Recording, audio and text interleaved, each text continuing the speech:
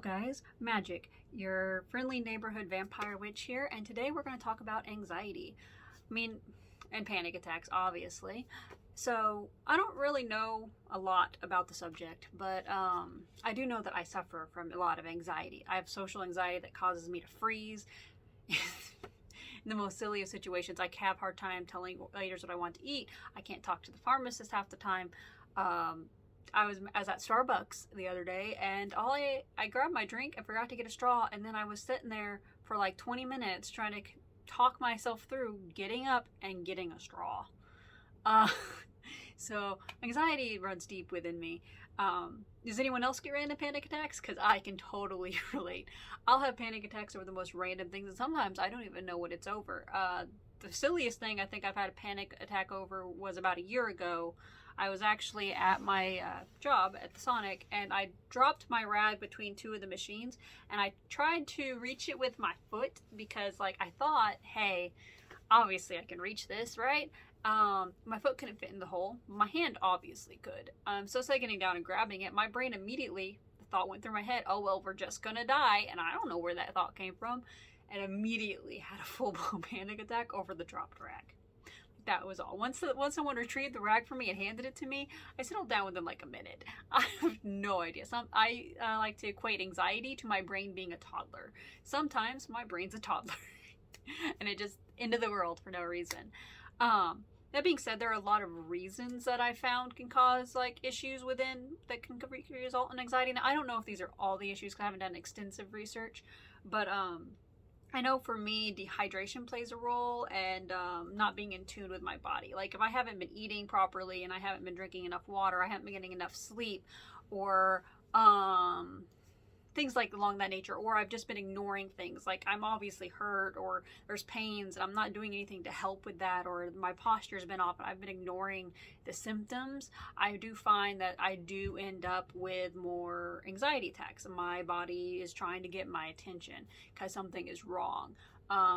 Sometimes I just have like internal issues or whatever, but sometimes for me it's my body. I'm not paying attention. So that can be a cause of it. Not knowing what's going on with your body, being dehydrated, not getting enough sleep, not eating properly. Because if your body's not taken care of, yeah, it's going to think something's wrong. And when you think something is wrong, that's what causes anxiety. It's like fight or flight. Your body doesn't know what's happening, or it does, but you're not listening, and so it tries to get your attention in other ways.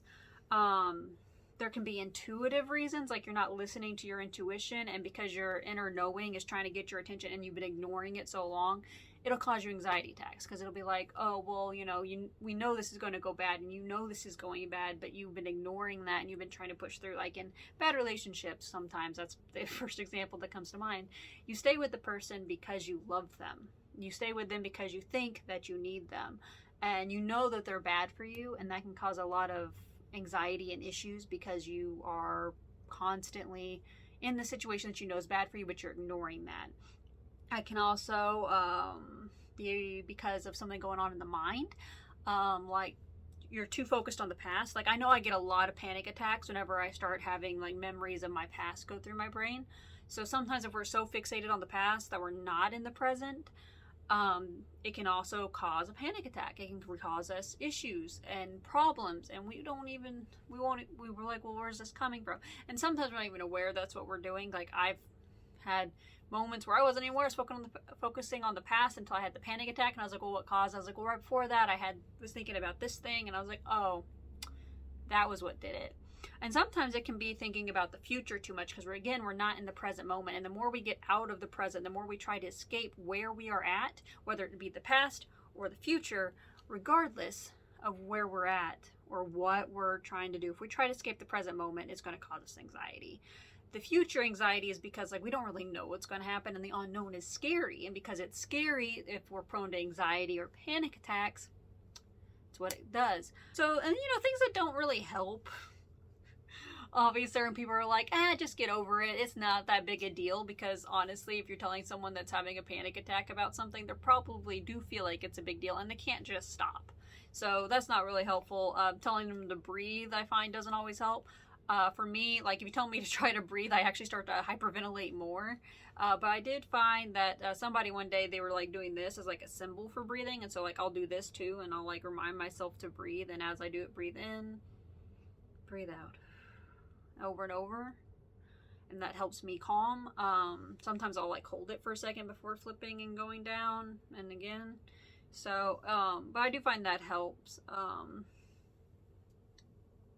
I also don't like when people tell me that whatever I'm having the panic attack over is dumb, because in that moment, yes, even if it's dumb, like the rag, I'm aware the rag thing was dumb, but telling me that in the moment just makes me feel worse, which later causes me more anxiety and panic, because I'm like, oh well, crap, I look really stupid right now. But I don't know if any of that resonates with any of you. I just know that for me, that's what causes my anxiety more often than not. So let's talk about things that can help. For instance, the one thing that can help a lot is grounding yourself. Like if you can take time to ground yourself in the present moment and become aware of the present rather than thinking too much on the past or the future or whatever else because you want to escape the now, the more centered you will be. We need to live in the here and now. We all know that being present is so important, and yet very few of us do it. We distract ourselves. Like when we feel like, another thing that can cause anxiety is bottling up your emotions. A lot of us go day to day having these big emotions or discomforting emotions like anger or sadness and things we just don't want to feel. So we distract ourselves with social media, TikTok, YouTube, other things. We distract ourselves so much that we just shove all those feelings down. That's why when my kids are having big feelings, instead of trying to throw a screen in front of them or trying to distract them, I let them get it out, because I've learned that if I let them get it out, we don't have the big meltdown later. Just like if I let myself feel the uncomfortable emotion in the moment and let it come out, I don't have the panic attack later. I don't have the meltdown where I'm like a crazy person for a little while. But that only happens if we get those feelings out, which means that we have to stay present and we have to let ourselves feel these things, even though they're uncomfortable. Uncomfortable feelings aren't bad. They just tell us something about ourselves or about a situation or something that we need to know. They're trying to let us know something important, and if we can just shift through it and come out the other side, we'll think much clearer, we'll be able to get through it so much easier, and there won't be these big after effects of anxiety, panic, meltdowns that we do suffer. But we all just desire to escape it because it's uncomfortable, obviously. But I think if we could just sit in that for a little while and learn to ground ourselves, it would be a lot better. As I said previously, it also includes with running from the past or worrying too much about the future. That's also an escape from the present, because obviously if we're like so focused on the past, we're not focused on the present. And if we're worrying about the future, we're obviously worried about something probably that's happening in the present, because our future is based off of the here and now. So we need to get to the bottom of the here and now, which means that we got to be present. We got to feel the feelings. We got to deal with it, So two thing is that, like, obviously our own stories can cause us a lot of anxiety. Many of us have this belief that the world is a bad place, or people are bad, or XYZ is bad. And because of all this anxiety we have about the world, and because of the story we've told ourselves, that's why like so many of us are worried about what other people think, because we've told ourselves this story that other people are thinking or judging or something about us. And well, people are thinking about themselves, okay? Yeah, sure, they may judge us. I get judged all the time because I walk around in costumes. But if you just stop caring about that, then you're free to live your life anxiety-free. Now, there are other things I do care about people seeing me do, like eating or apparently playing disc golf, because I froze on that too. Or bowling. I don't know why, because I walk around in costumes all day. I'm very noticeable usually. So I don't know why things like that cause me anxiety with people looking, but I think it's just a lot of like getting used to it. Like it took me a while to get used to someone watching me play archery, practice my archery. Like it took me a minute, but once I got used to one person watching me and getting a little bit more, I could do it more easier. I'm a little out of practice now, but maybe I'll get back into that. So we gotta let go of these bad stories. We gotta let them go. Stop worrying about what other people are thinking, because again, most people are only thinking about themselves. They don't care about you. I mean, how many people on the street do you see that, like, you may have a passing thought of and then never think of again? Like, come on now. We just don't care. So why let this person that you don't even know dictate your life, rule your life? Live your life the way that you want. Stop worrying so much about other people.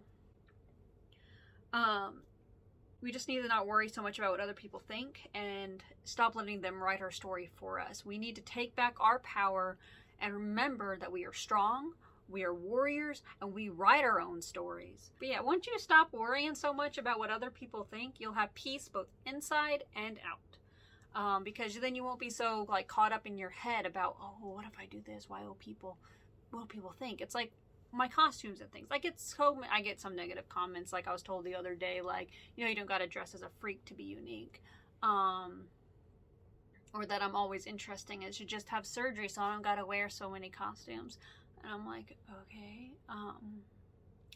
But at the same point, I also get a lot of comments about how cute they are or how great it is, or people want to take my picture, or people will be like, oh man, I wish I could wear something like that. The only one stopping you is you and the stories that you tell yourself in your head. So a third thing that will help is that you need to stop rushing your life. We are all in such a rush, and I know I'm talking kind of fast, and I'm sorry. I guess whenever I get excited, I just talk faster. I'm trying to slow down. But that's what we need to do in our life, because all of us are just rushing through life. Like I said, distraction. We're just trying to rush through our life, get everything done that we can in a day, and just do that every day. We just rush around. We need to slow down and get back in tune with our body. Getting back in tune with our body will help us exponentially when it comes to anxiety and other issues. Also, like if we could just take some time to meditate, whether that's just like sitting in silence, listening to some music, doing something that makes us slow down, it would help so much with our anxiety, because a lot of this, like, okay, some anxiety is good. Obviously, anxiety is an emotion, and fear is an emotion that is designed to keep us safe in small dosages, but not this craziness that happens because we're rushing and ignoring our feelings, ignoring our thoughts, ignoring our bodies. Because we're ignoring all these things and our intuition and all that, it's builds up. And since it can't get our attention any other way, it'll cause us a panic attack. It's like people say, if your body can't get your attention because of XYZ reasons, because you're ignoring it, eventually it's going to stop working. That's what anxiety is. It's because you're ignoring all these other signals. Your body and your mind are trying to get your attention that something is wrong. And it can't do that because without giving anxiety attack, because you won't slow down and listen to it. A fourth thing that can help is just be intentional about what you put into your body and nourish it. Take care of yourself. Like, if you just drink water, like, I think the recommendation is half your body weight in fluoride ounces of water a day. For me, that's like 69, 70 ounces of water a day. Just drink that at least every day. And well, you don't have to go completely healthy on your meals. Maybe start with like one healthy meal, or even just a healthy snack a day. Do something and exercise. Get your heart rate up for 30 minutes a day, whether that's just dancing around listening to your favorite song or whatever. Just do things that are good for your body. Take an hour out of your week to do some self-care, whether that's taking a bath, reading a book, or just taking a walk by yourself. Because if you can take this time for yourself, it'll greatly reduce your stress, and it'll greatly help you with anxiety and stress and the tension that we all feel, because we're just so busy that we don't have time to care for ourselves. So take care of yourself. Okay, so a fifth thing is that you need to stop trying to please everybody, because you just can't. There's always going to be someone who's a hater. No matter what you do, no matter who you are, no matter how popular you get, there's always someone that's going to hate on you. There's always someone that's going to judge you. There's always someone that's not going to like you. And so you can't please everyone. You can't make everyone happy. And so we can just let go of that. It's kind of like letting go of what other people think. Just let go of trying to people please. There's always going to be haters. And you know what? You are worthy and good enough as you are. I mean, you survived up until this point. If you can do that, you can do anything. And I mean, so I don't know. But just know that you're good enough.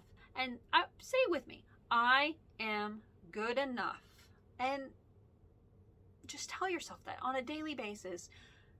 that you are good enough as you are. Love and accept yourself, because, and yeah, okay, some parts of life just aren't great. Like, okay, if you're not healthy or whatever, and or you're in debt, yeah, you may not like that part of your life, but that doesn't mean you gotta hate yourself. You love yourself, but you also acknowledge where you need to grow. You can love yourself and still see where you need to improve and still work on improving. Just don't hate on yourself, because the more you hate on yourself, the more you're going to self-sabotage yourself. And the more you self-sabotage, the more anxiety you're going to have.